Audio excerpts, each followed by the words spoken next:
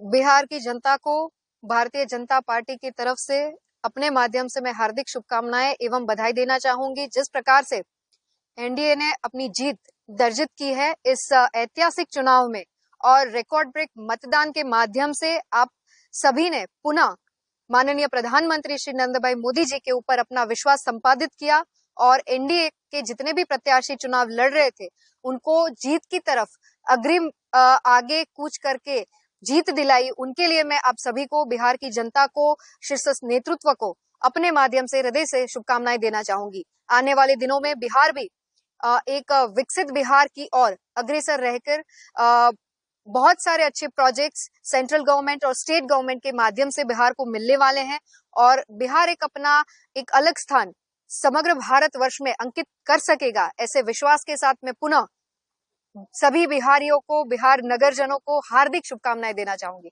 સાંજ સમાચાર ફેસબુક પેજને લાઇક કરો, વિડીયો શેર કરો અને વધુ વિગતવાર સમાચાર માટે sanssamachar.net વિઝિટ કરો।